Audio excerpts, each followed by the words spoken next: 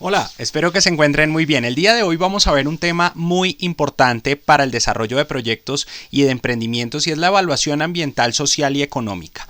Básicamente esta evaluación se maneja en dos grandes bloques, una evaluación ambiental y social donde vamos a identificar ese proyecto de emprendimiento que estamos armando, cómo se va a comportar frente al ambiente y frente a la sociedad y adicionalmente cómo ese proyecto que estamos desarrollando como emprendimiento y que estamos desarrollando como opción de vida va a retornar las inversiones económicas que hayamos hecho y va a devolverme el rendimiento que invertí. Es decir, cuando nosotros iniciamos un proyecto lo más importante es saber que no vamos a dañar a ninguna persona en el proceso, que no vamos a dañar al ambiente en el proceso y que vamos a ganar plata al final del día. Eso es lo que vamos a ver hoy, cómo identificar si nuestro proyecto es impactante y adicionalmente cómo identificar si ese proyecto al final del periodo va a generar dinero o no. Entonces vamos a iniciar con esa evaluación socioambiental que es lo más importante digamos desde el punto de vista social y desde el punto de vista del impacto y la externalidad. Entonces vamos a analizar cómo ese proyecto o ese emprendimiento que estamos teniendo se relaciona con el entorno. Vamos a iniciar con un concepto clave que es aspecto. El aspecto es el elemento de las actividades, productos o servicios de una organización que puede interactuar con el medio ambiente para producir un impacto.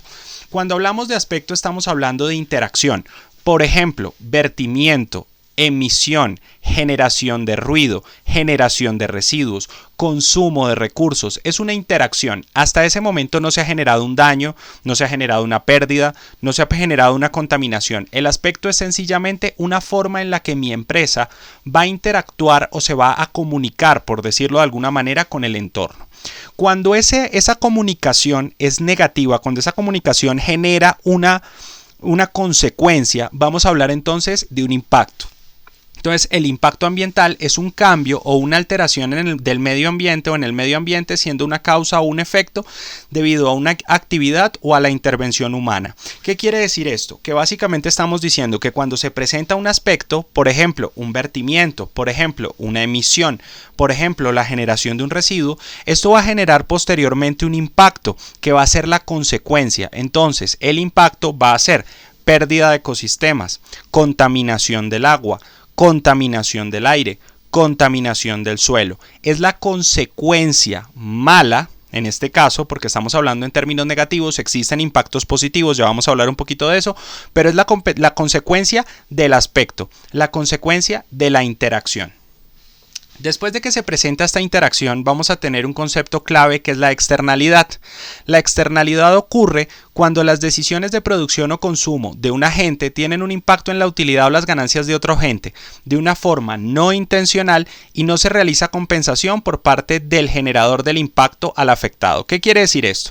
Cuando nosotros tenemos un impacto ambiental, después de que hablamos del aspecto que es la comunicación o la interacción, se presenta un impacto que es el daño o la consecuencia que se genera después de este aspecto. Esa consecuencia va a generar otra consecuencia sobre las personas, pero no es intencional. ¿En qué sentido? Por ejemplo, si yo tengo una empresa para la curtiembre de cueros, mi intención no es contaminar el agua para que las personas se enfermen. Mi intención es hacer cuero. Hay que partir de esa base, que las personas no tienen normalmente la intención de contaminar. Es decir, ese caso de los Simpson, de la cúpula y de que botaba los desperdicios nucleares en el agua, eso no es lo normal. Lo normal es que la gente contamine sin intención. Por ejemplo, cuando una persona se está fumando un cigarrillo, su intención es fumarse el cigarrillo. Su intención no es tirarle el humo de su cigarrillo a los demás. Eso es una externalidad porque no es intencional, pero sí es un daño que se genera sobre los demás. Entonces, cuando analizamos la externalidad, va a ser la consecuencia sobre las personas que se genera a partir del impacto, que no es intencional, no forma parte de la actividad de la persona, no es lo que la persona quiere hacer y que no se realiza una compensación. Es decir, que yo no estoy cuidando que la otra persona o no se me genere o no la estoy compensando por ese problema. Entonces vamos a tener una tripleta de cosas: aspecto, impacto y externalidad. Aspecto es una interacción entre el ambiente y la empresa. Impacto es la consecuencia sobre el ambiente que se genera después del aspecto. Y la externalidad es la consecuencia del impacto sobre las personas. Ojo, estas externalidades pueden ser positivas o negativas. Por ejemplo, Colocar un pozo petrolero en una zona deprimida genera muchas oportunidades, un mejoramiento en las vías, un mejoramiento en el empleo, un mejoramiento en la calidad de vida de las personas. Muchas poblaciones no tienen vías de acceso, muchas veredas, y después de que se genera el proyecto, aunque el proyecto no tiene la intención de hacer vías para las personas, sino el proyecto tiene la intención de hacer vías para sí mismo, de manera indirecta se genera una externalidad positiva, porque al yo hacer mi vía para transportar los camiones petroleros, también hacen uso de esas vías las personas. Eso es un ejemplo de externalidad positiva. Tenemos externalidades negativas, por ejemplo, en una zona deprimida se coloca un pozo petrolero, genera prostitución, genera deterioro de las dinámicas sociales normales de las comunidades, genera, por ejemplo, alteraciones en las dinámicas económicas, los precios de la vereda suben considerablemente porque las personas que llegan tienen una disponibilidad a pagar mayor por las cosas y por los bienes y los servicios de la vereda. Entonces se genera una externalidad negativa. La empresa no es que quiera llegar a generar alteraciones socioeconómicas, quiere llegar a sacar petróleo, pero en su proceso genera indirectamente y de manera no intencional problemas socioeconómicos en la vereda. Estos ejemplos de externalidades o la externalidad como tal nos va a permitir entender cuánto dinero dejan de percibir, por ejemplo, los pescadores en el río Cauca después del problema de Ituango. Cuando usted analiza ese problema se da cuenta que Ituango no quiere afectar a los pescadores, ese no es su fin ni su finalidad, es una consecuencia indirecta de una actividad mal desarrollada o de un problema técnico generado dentro de las instalaciones. Es una externalidad que debe ser internalizada. Entonces digamos que si bien esta no es clase de economía ambiental, sino es un proceso para entender la tripleta de aspecto, impacto y externalidad, vamos a entender otro concepto que es internalizar. Internalizar para nosotros los ingenieros ambientales quiere decir tomar esa externalidad, tomar ese daño que yo le generé a las personas, traerlo a mi empresa y responder por él. Eso quiere decir internalización de externalidades. Traer esos problemas, por ejemplo, de los pescadores del río Cauca y darles dinero para que compren pescado en el mercado tradicional o compren pollo o compren carne. Ahí yo estoy internalizando la externalidad, respondiendo por el problema. Por eso se hablaba hace un momento que la externalidad es externalidad cuando no es compensada, cuando usted no compensa el daño que generó. Después de que usted lo compensa, vamos a hablar de que se hizo una internalización de la externalidad. Hasta ahí vamos, digamos, entendiendo la tripleta de aspecto, impacto y externalidad. Cuando yo tengo después mi proyecto, ya tengo armado mi proyecto, ya sé qué es lo que voy a hacer, yo tengo que hacer una matriz de aspectos e impactos ambientales para determinar cómo mi empresa está interactuando con el ambiente. ¿Qué voy a hacer? Voy a hacer un cuadrito, una matriz. Esa matriz voy a colocar el proceso, la actividad, el proceso de mi empresa, proceso de producción, proceso comercial, proceso de transporte. La actividad que genero yo dentro de ese proceso. Ya todos tenemos diagramas de flujo de procesos en teoría después de haber visto hace unas sesiones de este podcast todo el tema de los diagramas de flujo. Ya sabemos cuáles son las actividades que se generan en mi empresa. Por ejemplo, una curtiembre, curtido, pelado, todo este tipo de cosas son las actividades. Si es una actividad, si es una empresa, por ejemplo, de desarrollo de varillas metálicas, entonces estamos hablando de doblado, torno, etcétera. Vamos a mirar el aspecto. ¿Qué interacción genera esa actividad de mi empresa con el ambiente? Si es un vertimiento, si es un ruido, si es un vapor, si es una emisión. Vamos a mirar cuál es esa interacción. Describo el aspecto, cómo interactúa, cómo se mueve y cómo interactúa esa actividad de mi empresa con el ambiente y cómo lo daña. Ese es el impacto ambiental. Entonces tenemos proceso, actividad, aspecto, descripción del aspecto, impacto, es decir, cuál es el daño, cuál es el control aplicado, es decir, si en este momento yo estoy controlando ese impacto, si yo tengo una medida que me permita controlar el impacto, y lo califico. Califico qué tan grave es para mi empresa. Califico qué tan grave es para mi empresa después de aplicado el control. Si no tengo ningún control, pues coloco ninguno. Y así me queda la calificación. ¿Cómo lo vamos a calificar? En este mismo canal hay un podcast o una lista de reproducción de evaluación de impacto ambiental. Usted puede calificarlo a través de una matriz de Leopold, lo puede calificar a través de una matriz de Vicente Conesa, que también la consigue en este canal, puede analizarlo a través de una matriz de la EPM, de una matriz de la Secretaría Distrital de Ambiente, lo puede hacer a través de superposición de mapas, lo puede hacer de muchísimas maneras. Yo les recomiendo hacerlo por métodos matriciales, bien sea Leopold o Vicente Conesa. Aquí les voy a presentar para empresas urbanas o para empresas que estén dentro del perímetro urbano, La matriz de la Secretaría Distrital de Ambiente se basa en la aplicación de una matriz donde se incluye la identificación de aspectos e impactos, así sencillita como lo que acabamos de ver en este momento. Esa valoración generalmente va a tener cumplimiento de requisitos legales y magnitud del impacto. No es más que eso, es muy sencillita porque es para proyectos urbanos. Aplica muchísimo para POAs o proyectos, obras o actividades urbanas, para cosas que usted vaya a hacer dentro de la ciudad. Puede entonces, con esta matriz, hacer la identificación de aspectos e impactos y la calificación hacerlo con la de la Secretaría Distrital de Ambiente. Este método lo hace la Secretaría Distrital de Ambiente, que ese es el edificio, queda en la 54 con Avenida Caracas, aquí en la ciudad de Bogotá, para las personas que están en la ciudad de Bogotá, y es muy sencillito el proceso. Básicamente tiene los siguientes parámetros: existencia de requisitos legales. En caso de existir el requisito legal, la valoración es 10, en caso de no ser es 1. Cumplimiento de los requisitos legales: si existe un requisito legal y se cumple, lo vamos a calificar como 10, como 5 o como 1, para poder calificar los impactos. La frecuencia, si es semanal o diario, si es trimestral, bimensual o mensual, y en caso de ser anual o semestral, pues tiene otra calificación. Vamos a mirar la severidad, qué tan grave es el tema, lo vamos a considerar una valoración 10 si genera un cambio considerable, si es moderado 5 y si el cambio es leve es 1.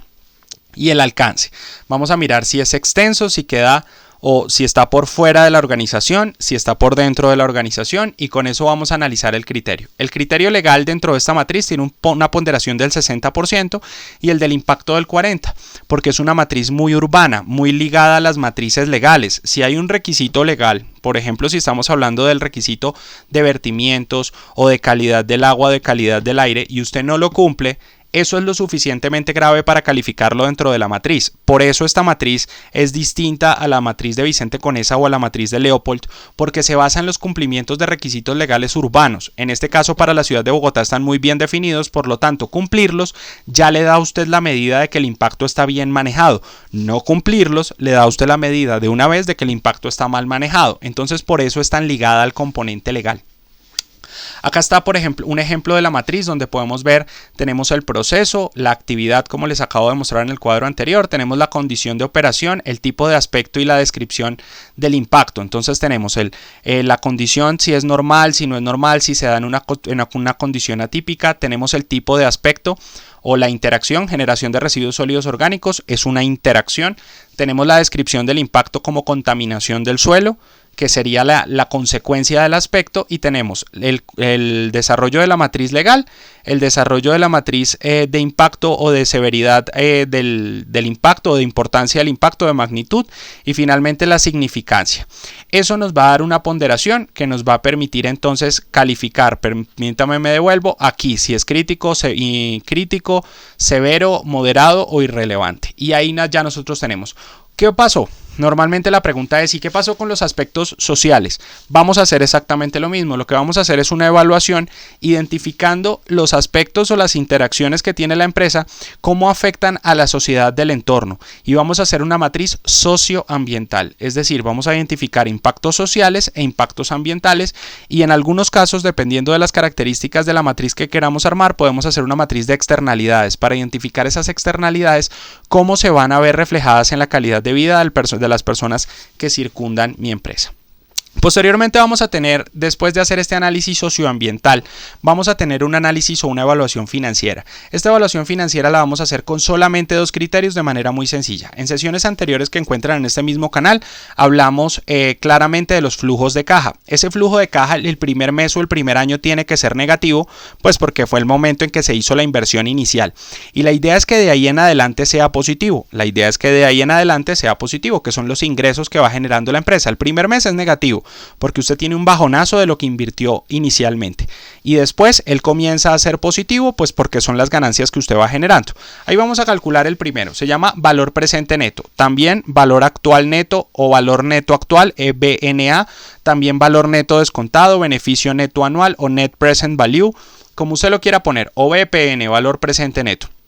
Ese BPN es el excedente que queda para los inversionistas después de haber recuperado la inversión y los costos de oportunidad de los recursos destinados. Es decir, al final de la cuenta, toda esa plata que yo me gané en ese primer año, la traigo al año 1, la traigo aquí al principio o por meses, lo puedo hacer por meses también, dependiendo de qué tan fácil sea la recuperación del dinero en mi proyecto.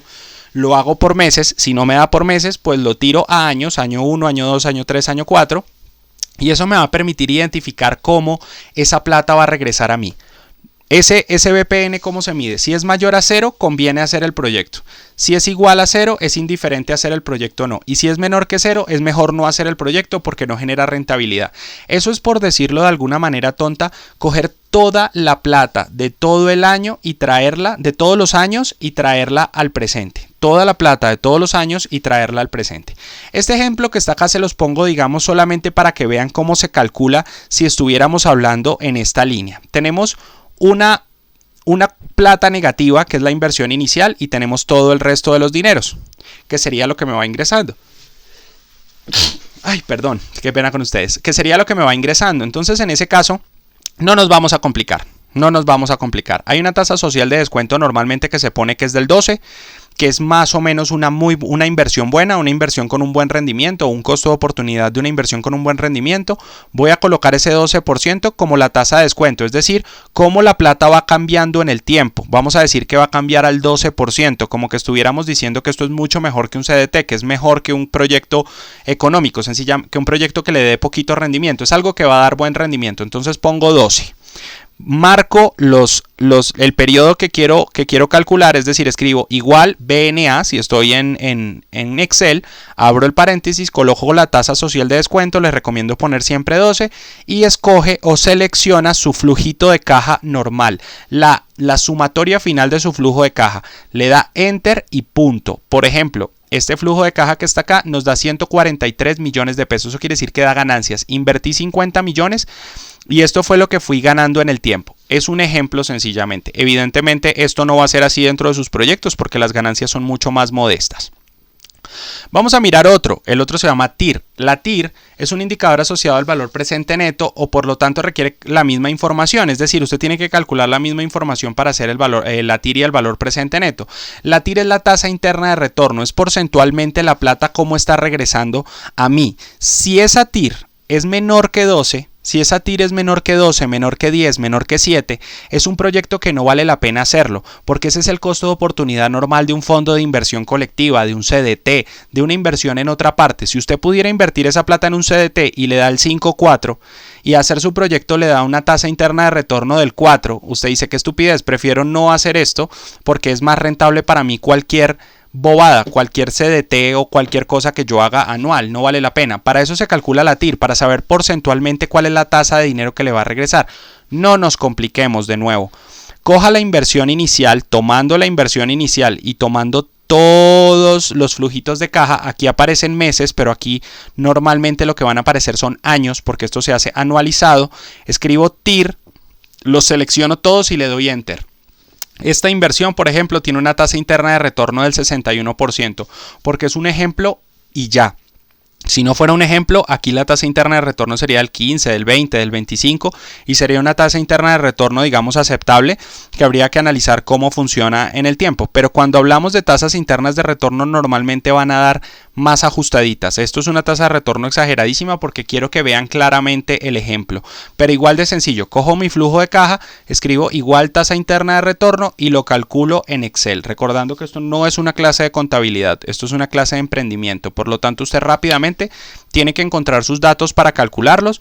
Rápidamente vamos a mirar si esto funciona o no funciona y seguimos adelante. La idea no es detenernos en el análisis contable del ejercicio, etcétera, porque esto no es una clase de contabilidad. Cuando usted tenga una empresa, usted tiene que tener un contador y el contador es el que va a analizar los temas mucho más complejos y aterrizados. En este momento, en esta clase de emprendimiento, estamos rápidamente analizando como ingenieros si esto va a funcionar de manera proyectada y digamos con cuentas muy alegres, como lo llamamos normalmente, es decir, cuentas sencillitas para saber si esto funciona, pegarle más o menos una revisada. Para un análisis contable mucho más profundo es mejor y es recomendable aliarse con un contador y hacer el proceso de una manera más juiciosa, conseguirse un contador que lo ayude a usted a mirar esto de una manera más juiciosa. Yo le estoy dando herramientas para que tome decisiones rápidas y para que diga si esto más o menos así a vuelo de pájaro le sirve o no le sirve y empezar a echar tiros. Si esto de entradita no da bien, usted ya sabe que su emprendimiento va mal y que ni siquiera se toma la molestia de ponerse a sentarse con un contador porque esto no va a funcionar.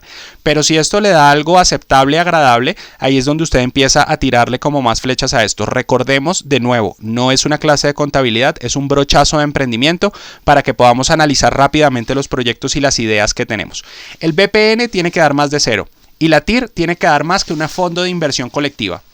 Si meter la plata en Davivienda Corredores, en un fondo de inversión colectiva, Davivienda fiduciaria, me va mejor, meta la plata ya. No se ponga a hacer negocios que le den lo mismo o menos que un fondo de inversión colectiva porque no está haciendo nada.